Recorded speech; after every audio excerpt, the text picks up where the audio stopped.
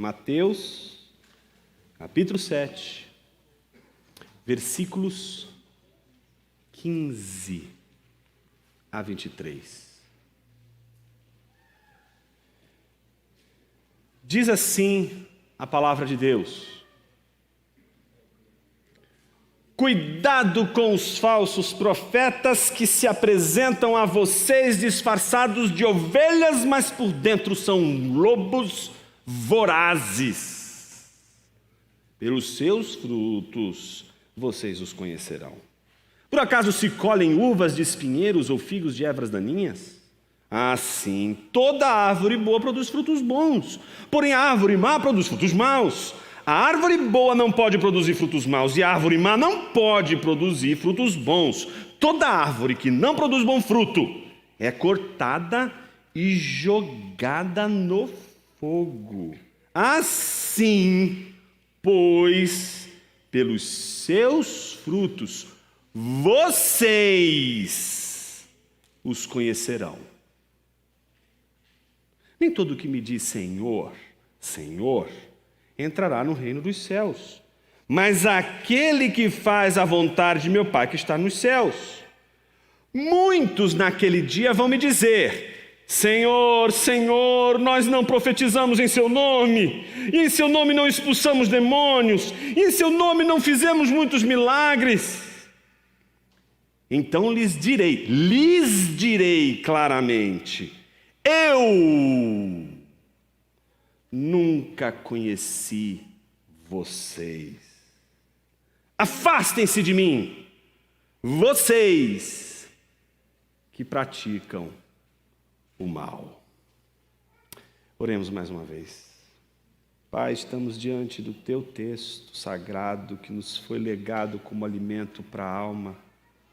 Sob a iluminação do teu Espírito, rogamos, alimenta-nos.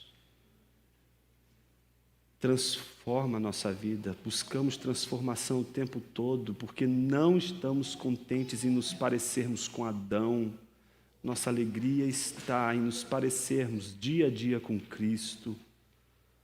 Nos ajude, Senhor, a carregarmos em nós não apenas a semelhança daquele que é terreno, mas daquele que é celestial. Não apenas a semelhança de Adão, mas acima de tudo a semelhança de Cristo. Assim oramos em nome de Jesus, teu Filho. Amém. Vimos na semana passada que o Sermão do Monte encerra com reais dilemas. E dilemas reais são diferentes de falsos dilemas. Falsos dilemas são aqueles em que você é colocado a escolher entre duas coisas quando você poderia escolher entre 3, 4, 5, 6. E é por isso que os falsos dilemas, eles só conseguem exercer um domínio sobre nós no grito. Alguém chega e diz para você: você tem que escolher entre A e B.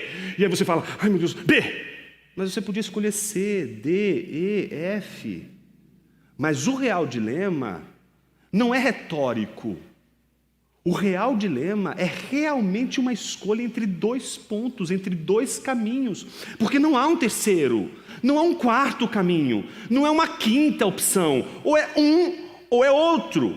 Então o que Jesus fez no Sermão da Montanha? Desfez todos os falsos dilemas. Foi desfazendo um por um, até chegar no dilema do discipulado. E ele começa o dilema do discipulado, como vimos na semana passada, colocando o primeiro importante dilema no discipulado de Cristo. Deve haver diferença entre a igreja e o mundo.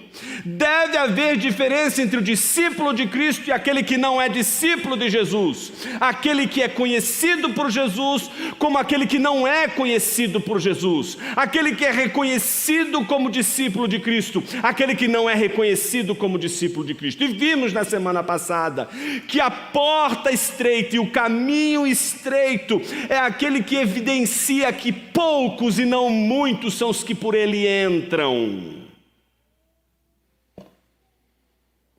Os discípulos, portanto, de Jesus não optam pelo caminho largo e pela porta larga, mas pela porta estreita e o caminho estreito.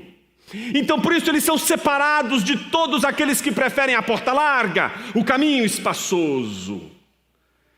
O primeiro dilema fez a separação entre igreja e mundo. Hoje vamos para o segundo dilema.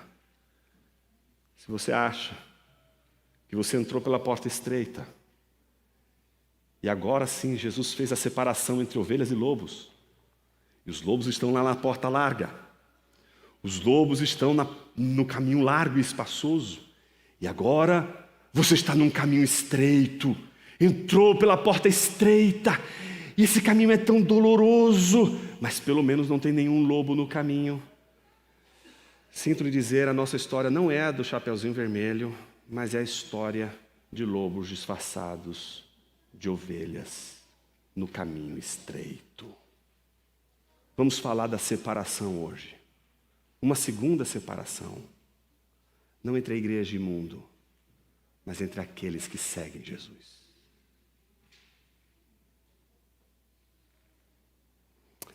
Vimos a decisão do caminho, que implica uma decisão em seguir a Jesus e, portanto, não seguir o caminho dos muitos que optam pela porta larga e o caminho largo e espaçoso.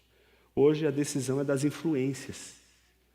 A palavra influência para a gente hoje é muito forte, dos influenciadores. Que no contexto bíblico a gente poderia chamar de profetas. Aqueles que influenciam, aqueles que de alguma forma orientam, trazem direção.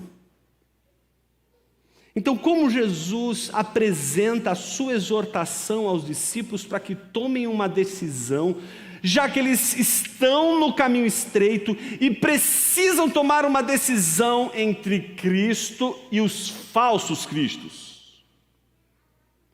Jesus vai oferecer, nessa segunda parte do seu ensino final do Sermão da Montanha, dos versículos 15 a 23, uma orientação, seguindo o mesmo padrão cíclico que a gente encontrou no Sermão da Montanha. O que ele vai oferecer para a gente? Uma exortação.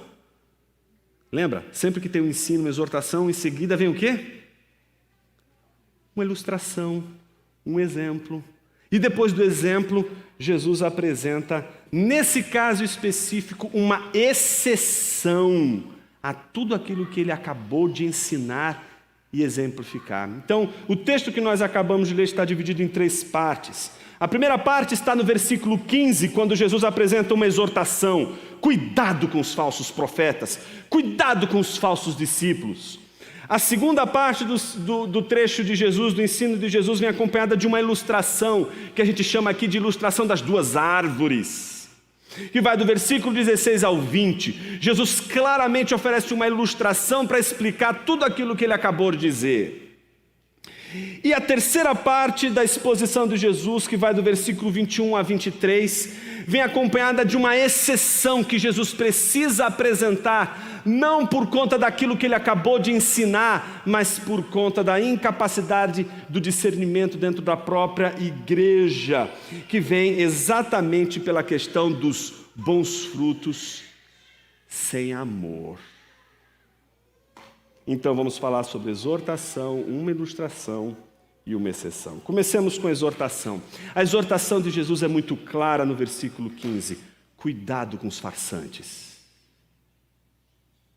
Cuidado com os falsos discípulos. Cuidado com os falsos mestres. Cuidado com o ilusionismo na vida cristã.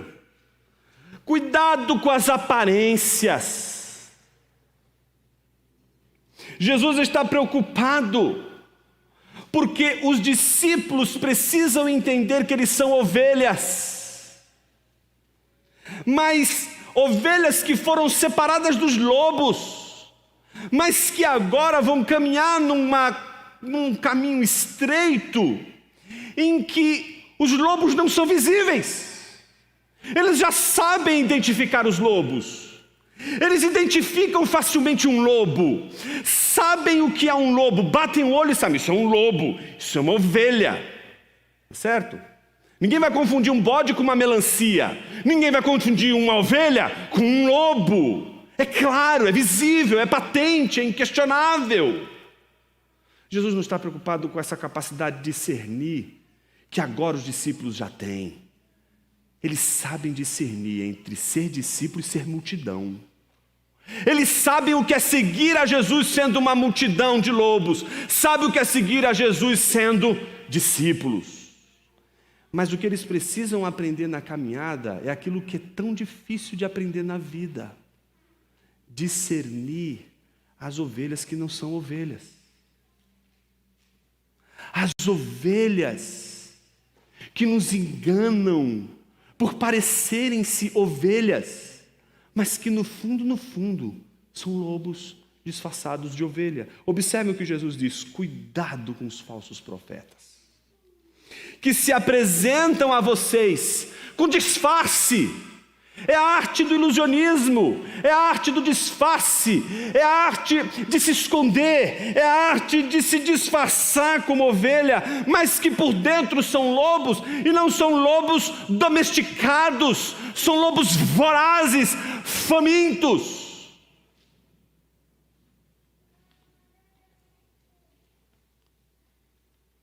Um lobo voraz diante de uma ovelha não vai pensar duas vezes em destroçá-la, porque ele é lobo. Só uma ovelha fica à vontade do lado de uma outra ovelha, porque ovelhas não comem ovelhas. Ovelhas sentem-se seguras do lado de outras ovelhas. Mas quando uma ovelha está do lado de uma outra ovelha, que para ela é uma ovelha, tem cheiro de ovelha, tem cara de ovelha, a voz é meio estranha, não parece a voz da vovozinha, é uma voz meio estranha, mas quem vê cara não vê coração, não é mesmo? Mas tem alguma coisa estranha ali, mas é ovelha, e a gente fica vulnerável. Então Jesus está chamando a atenção dos seus discípulos: tomem cuidado. Imagine que você esteja numa roda com Jesus e você seja um dos 12. Imaginou isso? E Jesus acaba de falar para você: cuidado com a ovelha disfarçada de lobo. Você naturalmente vai dizer: meu Senhor, eu acho que eu já passei, porque eu só vi ovelha até agora. Eu só estou vendo ovelha. Eu olho do meu lado, eu só estou vendo ovelha aqui. Você não acha que Jesus estaria ali naquele exato momento criando aquela intriga, sabe, aquela coisa do tipo, está tudo uma paz, tudo uma harmonia, está todo mundo tão bonitinho ali, um bando de ovelhas juntinha, tudo arrumadinho, está tudo em paz, está tudo tão tranquilo. Aí Jesus chega e diz assim: tem um monte de lobo aqui. O que você acha que isso vai gerar? O olhar ortodoxo. O olhar ortodoxo. Meu Deus, eu preciso descobrir o desgraçado do lobo disfarçado de ovelha. Aí pronto, a gente fica com aquele olho, né? Aí é o olho que não para. Deixa eu vigiar esse irmão, deixa eu vigiar aquela irmã, deixa eu vigiar aquele irmão de lá. Eu vou olhar para todos os cantos, eu quero descobrir onde está esse lobo maldito. Ou então você faria a seguinte pergunta para Jesus: Senhor, eu não sei, eu não tenho, minha faculdade é outra, eu não sou formado em lobocentrismo. Não sei identificar lobos, né? Eu tenho dificuldade enorme. O senhor é mais experiente com os lobos, não é? O senhor poderia dar para a gente aqui uma receita de como identificar um lobo? O senhor poderia dizer para a gente como que a gente descobre um lobo? Como que a gente sabe o que é um lobo? Então imagine que depois de Jesus dizer aos discípulos: cuidado com os lobos disfarçados de ovelhas, Jesus já sabe que os seus discípulos têm uma pergunta: ué, mas como eu vou saber? Se eles são parecidos, se eles são idênticos, eu não consigo enxergar o lobo quando ele está disfarçado de ovelha, como eu vou descobrir? E aí Jesus dá uma ilustração, Jesus explica como eles vão fazer para descobrir e encontrar um lobo disfarçado de ovelha. E é muito simples o argumento de Jesus. Então, antes de explicar como que eles vão fazer, Jesus vai dar uma historinha para eles, vai dar um exemplo, vai dar uma ilustração. E aí vem o versículo de número 16 a 20, é a ilustração de Jesus. Veja como começa o versículo 16: pelos seus frutos vocês. Jesus não está falando dele, Jesus não está falando de Deus, Jesus não está falando do pastor de uma igreja. Jesus está falando de todos os discípulos. Jesus está dizendo: vocês conhecerão. Mas como? Pelos frutos. Pelos frutos. É pelos frutos que a gente alcança o discernimento. E é só por causa dos frutos que a gente se desespera. Parece que Jesus deu uma solução fácil para a gente. Parece que Jesus deu um critério muito simples para a gente. Pelos frutos? Então pronto, é só ver o que a pessoa está fazendo, é só ver o que ele está produzindo, e eu vou descobrir. Bem, resposta errada. Nem sempre é assim. Os frutos não acontecem a todo instante, a todo momento. Eles demoram. Eles demoram. Então observe o que Jesus está dizendo. Pelos seus frutos vocês conhecerão. Por acaso se colhem uvas de espinheiros ou figos de ervas daninhas? O que Jesus está dizendo? Olha, primeira coisa importante. Observe a natureza das árvores. Elas possuem uma natureza. Por mais que você desface uma macieira, tá certo? Para que ela te assombre e você não descubra qual é o seu fruto. O fato de você escamotear uma macieira, modificar a aparência de uma macieira, não significa que porque você fez isso, ela vai, a partir daquele momento, produzir uma jaca.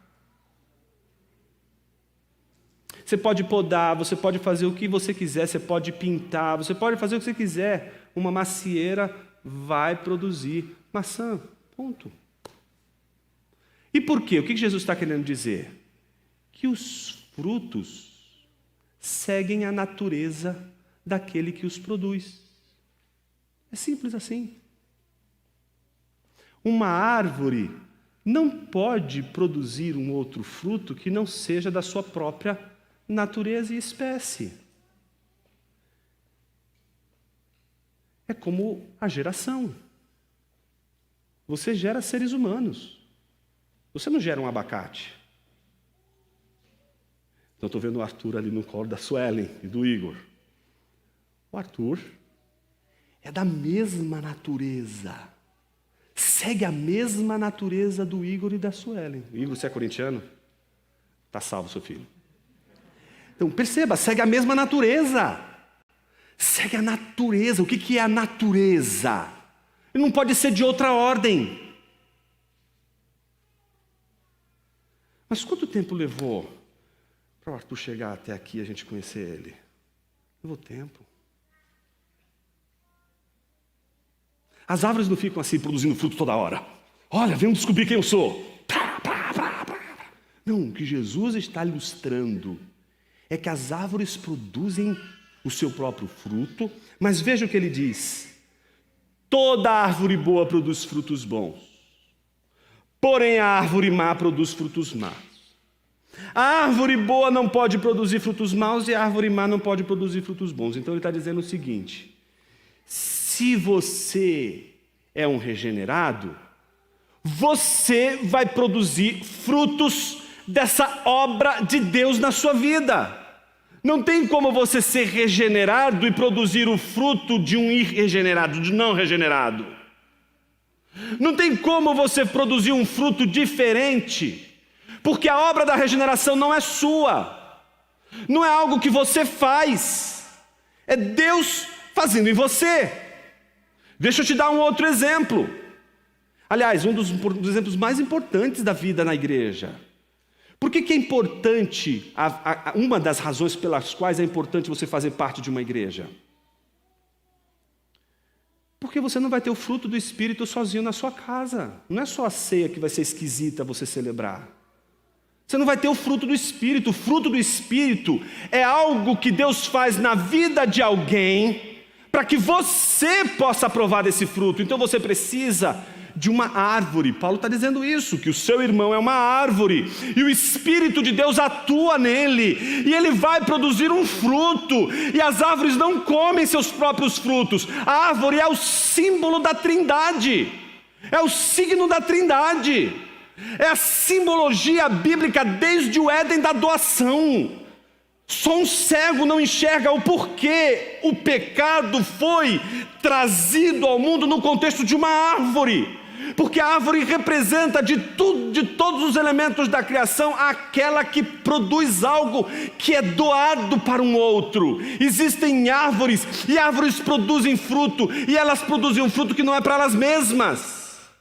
Deus cria o mundo, produz o mundo e doa o mundo. A igreja, ela é criada e gerada por Deus para ser como uma árvore doadora. Ela é a recepção do Espírito de Deus numa medida e numa proporção tal que, se o Espírito de Deus age numa igreja, essa igreja é frutífera, ela produz frutos. Então o fruto do Espírito não é para você. É uma obra do Espírito em você, maravilhosa, uma obra que Deus faz maravilhosa, é algo tremendo que Deus faz na sua vida. E você está achando que é para você. Mas não, filho, tudo isso que eu fiz não foi para você, foi pensando no seu irmão. É ele que vai desfrutar de tudo isso que Deus está fazendo em você, e não você. Por isso que a gente vai perceber a vida cristã e a membresia como uma alimentação coletiva de uma ação do Espírito na vida da igreja. E essa ação vai produzir fruto.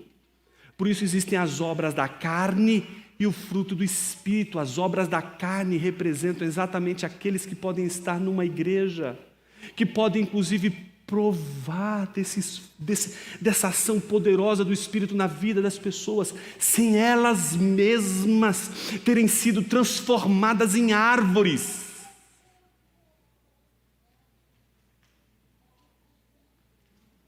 Então há uma diferença da natureza do fruto de um regenerado para a natureza do fruto de um não regenerado.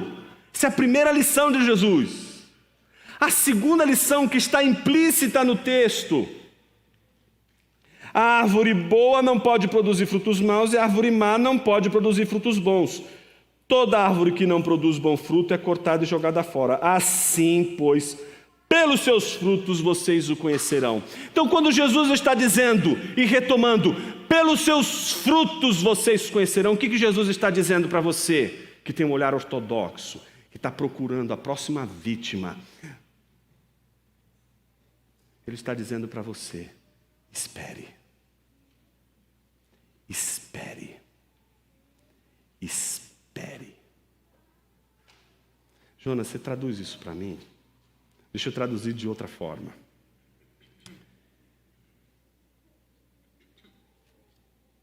Imagine cenas que são claramente visíveis a partir do que Jesus está dizendo, que são as cenas das aparências. Pessoas boas que parecem más. Jesus está dizendo que mesmo que elas sejam boas, mesmo que pareçam más, elas vão produzir bons frutos. O que Jesus está dizendo, pensando nesses termos, pessoas más, com aparência boa, elas não vão produzir, por causa da aparência boa, frutos bons. Elas vão produzir frutos maus. Suponhamos que você seja uma pessoa injustiçada. Suponhamos que você esteja sob a acusação de quem você não é. Qual é a nossa confiança? O que Jesus está dizendo para a gente? Espera. Você vai dar fruto. Você vai dar fruto. Em 2014 eu tive uma conversa muito franca com o Dr. Shed. Foi uma conversa muito importante para a minha vida.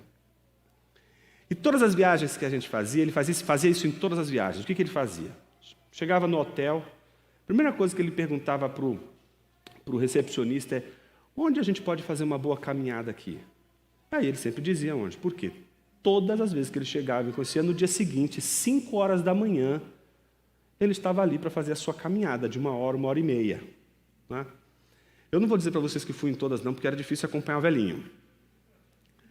Mas 5 horas da manhã ele estava ali caminhando. Eu me lembro que numa dessas caminhadas, acho que isso foi em Teresina, se me falha a memória, a gente foi dar uma volta. Eu estava cheio de conflitos.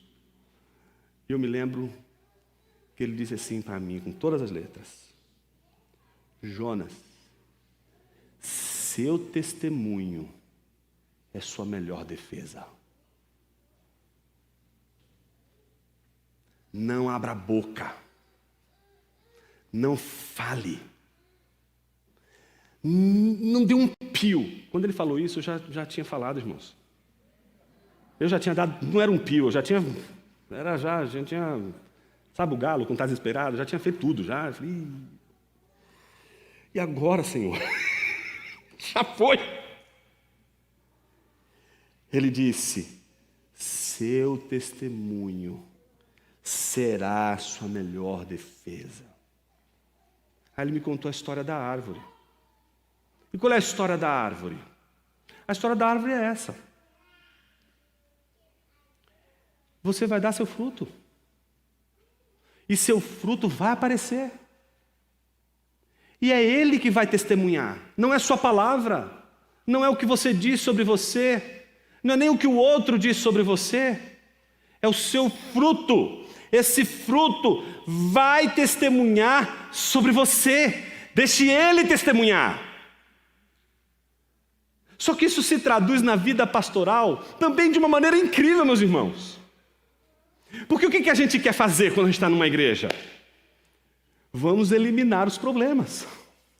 Vamos cortar a cabeça.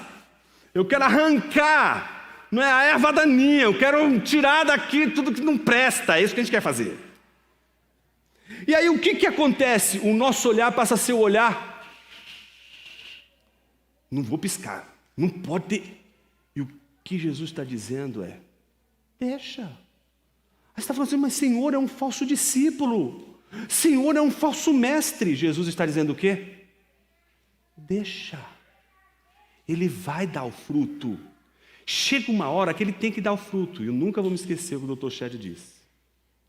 Jonas, você acha que uma árvore pode chegar no momento em que todas as árvores têm que dar frutos? Elas dizem assim, não, eu não vou dar meu fruto agora. Não quero dar, não quero dar. Ela não tem vontade própria. Ela não tem controle sobre o fruto. Ela não tem o como não dar o fruto, para permanecer escondida, para permanecer nas sombras, para permanecer na escuridão. Vai chegar uma hora que vai dar fruto e não tem jeito, as aparências não subsistem ao fruto. O fruto arrebenta com as aparências. Então não existe a preocupação com a questão do tempo, enquanto a gente não estiver atravessado pela ansiedade do tempo. É como se a gente estivesse dizendo assim, mas Senhor, e o que pode acontecer? O que pode... Jesus está dizendo, você não tem como saber, criatura. Você vai olhar para uma pessoa e você vai achar que ela é piedosa, mas no fundo, ela é o cão. Você vai olhar para uma pessoa e você vai ver, sabe aquelas as mazelas da vida humana. Você vai olhar e falar, nossa, que pessoa difícil. Ai, como eu não queria viver com essa pessoa. Mas ela tem piedade, ela está com o coração quebrantado, ela é um regenerada, ela é uma pessoa que fez a sua profissão de fé, confessa a sua fé em Jesus Cristo. Ela tem um monte de problemas, ela tem um monte de dificuldades, mas ela crê em Jesus, é temente a Jesus. Ah, mas não tem cara de crente não, vamos montar não. Jesus está dizendo, é com tempo. Deixa o tempo vai mostrar, o tempo vai revelar o fruto, e quando o fruto aparece, é inconteste. Naturalmente você deve estar se perguntando assim, mas Jonas, é simples assim? É simples assim. O lobo dentro da igreja, quando é disfarçado de ovelha, a igreja não precisa nem do Espírito Santo para identificá-lo. Ela tem no fruto o critério que Jesus deu para identificar. É fácil, é patente. Por isso, uma igreja que reconhecendo o falso mestre, e reconhecendo o falso mestre, o falso discípulo, pelo fruto ruim, e não corrige, não separa, essa igreja está desonrando o nome de Jesus. Porque ela tem todas as condições de identificar o lobo disfarçado de ovelha e agir com a disciplina do Senhor. Mas Jesus não para aqui, né, meus irmãos? Jesus não para naquilo que nós, eu e você, podemos conhecer.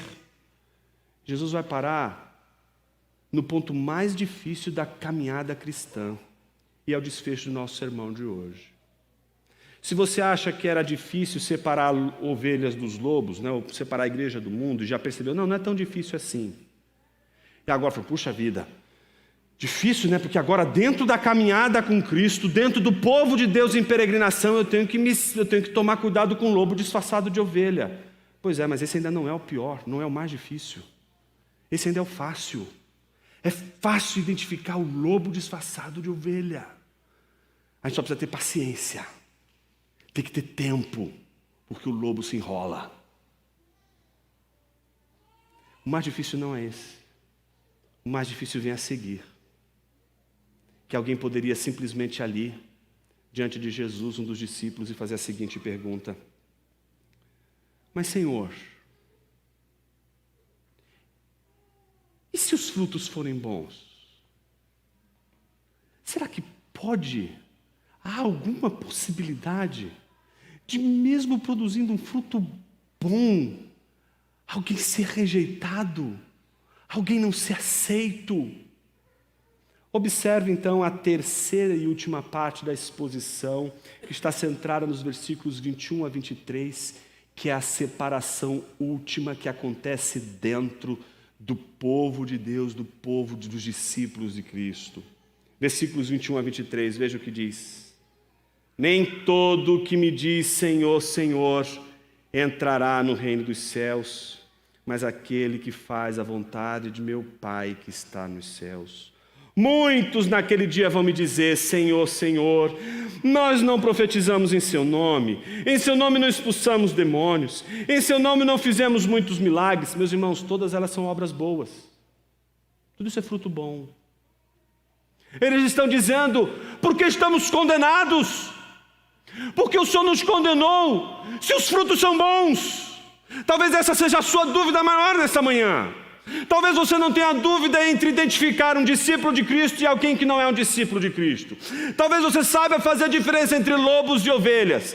Talvez agora, principalmente agora pelo testemunho da palavra, você saiba identificar facilmente a diferença entre ovelhas e lobos disfarçados de ovelhas. Jesus te deu um critério, observe os frutos. Se não tem fruto, espera, porque o fruto vai mostrar. Aguarda, porque chega a hora de oferecer o fruto, e na hora de oferecer o fruto a gente pode julgar. Vocês podem identificar então os lobos disfarçados de ovelhas, mas existe um terceiro, e esse terceiro ninguém aqui tem capacidade de fazer juízo algum. A terceira separação, a igreja não tem o direito, porque ela não tem a capacidade de discernir. Porque se você prestou atenção nesse sermão até agora, você sabe que as únicas evidências que a gente tem para julgar os outros é o externo, é o fruto, é o que a gente vê. A gente vê as aparências, mas Jesus nos dá outra coisa que a gente vê, que são os frutos. E ele diz, observe as aparências, observe os frutos, está vendo? O fruto você conhece. Mas, mais uma vez, estamos discernindo a partir do que vemos. A terceira e última separação, a igreja não tem autoridade. Porque ela não diz respeito a algo que a gente vê. Ela não diz respeito a algo que aparece como um fruto viçoso numa árvore frondosa. A terceira e última separação se dá naquilo que nenhum de nós é capaz de escrutinar, de analisar, de examinar, de ver, e por isso incapazes somos de julgar, que é o coração das pessoas.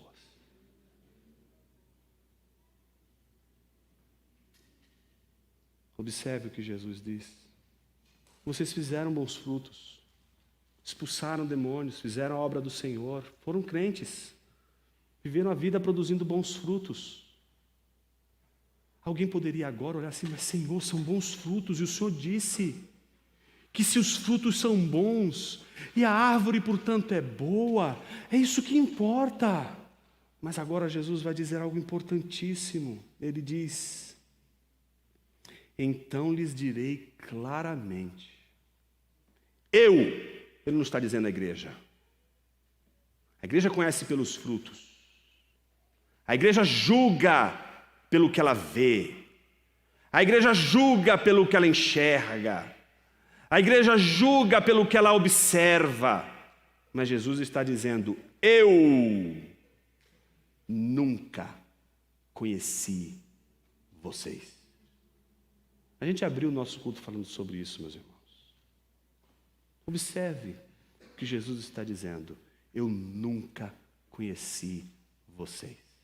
Precisa parar tudo agora, para tudo agora. Se você não parar agora e prestar atenção nisso, você vai entender totalmente errado tudo aquilo que Jesus está dizendo.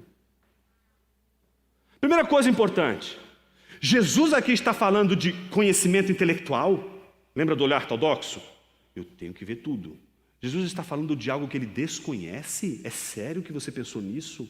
Que Jesus, quando disse eu não vos conheço, é como se Jesus não soubesse quem são aquelas pessoas que ele está dizendo não?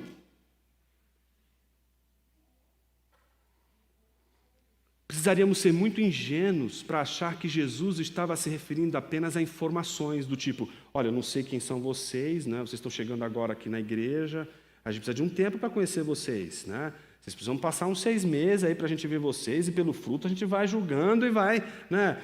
Não, Jesus não está dizendo isso. Jesus está dizendo: eu não conheço vocês. Mas em que sentido? A palavra conhecer na Bíblia, meus irmãos, ela é tão poderosa, que é um pecado você trabalhar a palavra conhecer na Bíblia como se fosse algo somente intelectual. Você nunca percebeu na Bíblia, quando a Bíblia fala, Abraão conheceu Sara. Abraão fez, deixa eu fazer uma pesquisa no Google para saber quem é Sara. Partidão. Onde ela fez faculdade? Lá na USP. Interessante. Gosta de história. Partidão. É isso? Quando a Bíblia diz que Abraão conheceu Sara, está falando dos afetos. Eu dei uma deixa para você, viu, maridão? Nesse exato momento, quando você conheceu sua esposa, você não olhou para ela assim, dadas as seguintes conclusões que eu tiro olhando para ela, dizendo assim, tá, acho que serve. Se você fizer isso, você dorme no sofá hoje, filho. O que aconteceu naquela hora, quando você conheceu, não foi só que você olhou e entendeu. Você foi atraído. Não consigo mais. É daqui, é paixão, é amor. Sabe, não é só mente, não é só intelecto, é da ordem do amor. Jesus não está falando só de entendimento. Jesus está falando do amor. Você está entendendo que é muito mais grave do que você pode imaginar. Aí você diz assim, mas espera aí, eu nunca conheci vocês. Imagine dizendo assim, eu nunca amei vocês. Não pense só, eu nunca conheci vocês. Pense em Jesus dizendo, eu nunca amei vocês. Você olha assim, mas poxa, como é que Jesus pode fazer isso? A Bíblia diz, Deus amou o mundo de tal maneira que deu seu Filho unigênito. Como Jesus poderia dizer a uma pessoa, não amei vocês? Como Jesus poderia dizer para alguém, eu não conheço vocês? Nesses termos. E ainda mais dizer, afastem-se de mim, vocês que praticam mal, vejam, praticam mal, mas ele agora acabou de fazer uma lista de coisas boas. São inclusive aquelas coisas que você e eu julgamos, para saber se alguém é um lobo disfarçado de ovelha ou não. E Jesus está dizendo, essas coisas todas boas, que eu e você julgaríamos como pessoas boas, que eu e você julgaríamos como crentes, como regenerados, como gente de Deus. Jesus está dizendo, vocês fizeram mal. Vocês estão entendendo o que Jesus está dizendo? Jesus está dizendo como que você ia saber que isso era mal? Porque Jesus agora está dizendo para algo que não tem como a gente saber. Porque Jesus está trabalhando com aquilo que nós não trabalhamos. Jesus está trabalhando com o coração humano. Jesus está trabalhando com a consciência que Jesus tem das pessoas, não por aquilo que elas meramente fazem, não por aquilo que elas realmente realizam, mas pelo seu próprio coração. Se você não entendeu ainda o que eu estou te dizendo, eu vou te traduzir em outros termos. Jesus olha para uma igreja, é a primeira lista das 7 igrejas da Ásia proconsular, é a primeira delas. Jesus olha para essa igreja e diz assim: conheço vocês. Jesus conhece Éfeso. Jesus conhece Éfeso porque Jesus está andando naquela igreja. Jesus conhece aquela igreja mais do que ninguém. E Jesus diz para ela: olha, vocês são incríveis. O primeiro ponto que Jesus diz: vocês são ortodoxos, herege, falso profeta, falso discípulo, não tem vez na igreja de vocês. Eu estou abismado com o fato da sabedoria com a qual vocês lidaram com os nicolaítas. Para quem não sabe o que é um nicolaíta, nicolaíta era alguém que se dizia apóstolo sem ser apóstolo. A gente não sabe o que é isso hoje. Mas naquela época, algumas pessoas se diziam apóstolas, quando na verdade não eram. Então a igreja reconheceu essas pessoas que não eram verdadeiros discípulos, não eram verdadeiros pastores, eram falsos pastores, falsos profetas. A igreja reconheceu e disciplinou, expulsou aqueles homens falsos ministros da sua igreja. E Jesus disse: eu os louvo por isso, louvo por causa da vossa perseverança diante das lutas e das perseguições.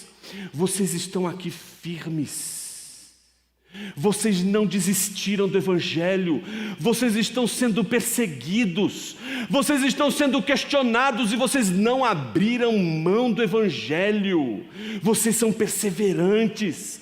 Terceiro motivo pelo qual eu louvo vocês: não há um sofrido entre vocês, vocês se ajudam tanto, vocês são tão amorosos uns com os outros, que ninguém sente falta de nada. Ninguém tem falta de nada. A igreja de vocês é maravilhosa, todo mundo é suprido. Vocês tratam os domésticos da fé com respeito, com compromisso, com amor. Nisso vos louvo. Jesus está louvando os bons frutos daquela igreja. Jesus está dizendo o quanto Ele é alegre por aqueles frutos que ela produz. Mas Jesus olha para a igreja e diz assim: tenho, porém, contra ti. Não é Satanás, não é mais um falso profeta, não é um ímpio contra. É Jesus contra eles.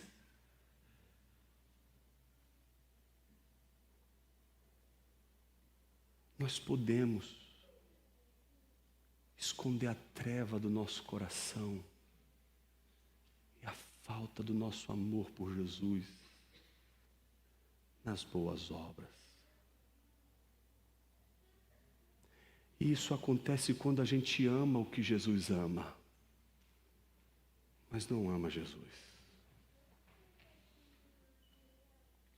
É claro que uma pessoa que ama o que Jesus amou vai produzir fruto desse amor.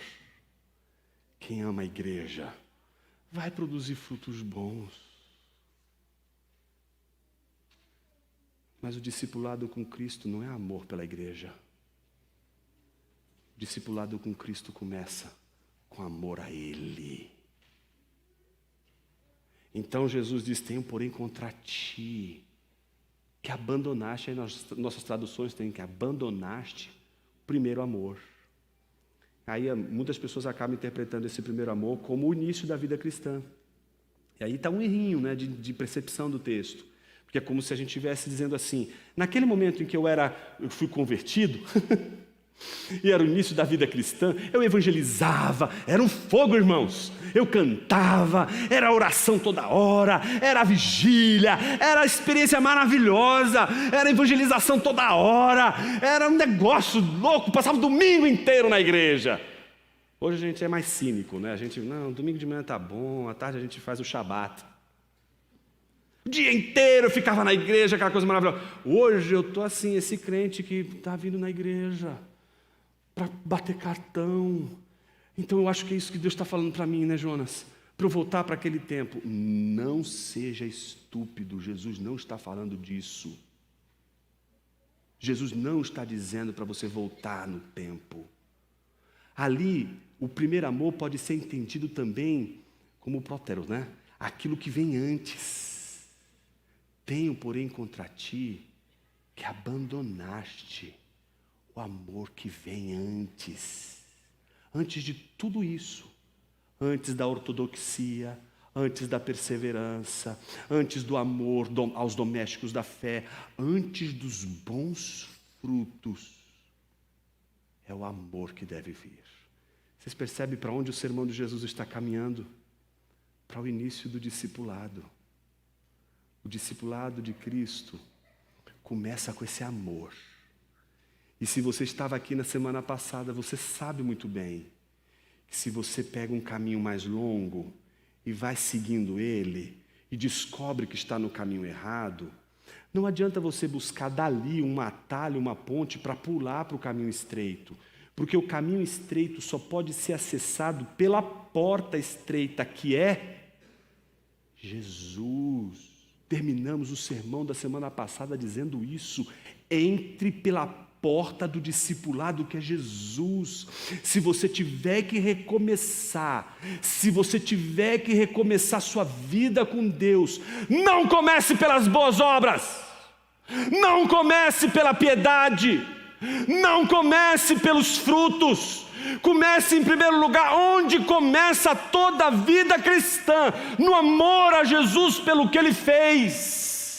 Se esse amor não nascer, não brotar do seu coração, a partir de uma compreensão clara de que Ele está cravado naquela cruz e sangrando por causa de você, você não vai entender que todas as suas boas obras não é para você, mas é para Ele, é para a sua glória e por amor a Ele. A pergunta, portanto, nesta manhã, não é se você é capaz de boas obras, mas se você é capaz de amor. Porque se você é capaz de amor, as boas obras são inevitáveis. Por isso, não pegue um atalho, entre pela porta, e a porta estreita, singular e única, é Jesus Cristo.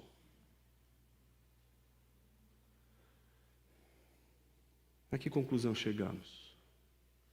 Se eu e você somos discípulos de Jesus e estamos ouvindo o sermão dele, ele está dizendo: não se confunda com os lobos, seja ovelha.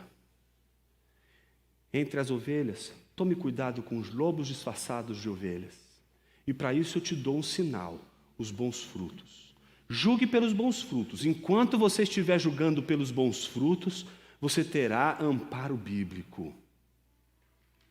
Mas existe um julgamento que não pertence mais à igreja, que não pertence mais a você, que pertence a Ele. Porque a igreja pode falhar no seu julgamento. A igreja pode errar no seu julgamento. Porque a igreja vai sempre olhar o que ela vê. E jamais vai enxergar aquilo que só Jesus enxerga.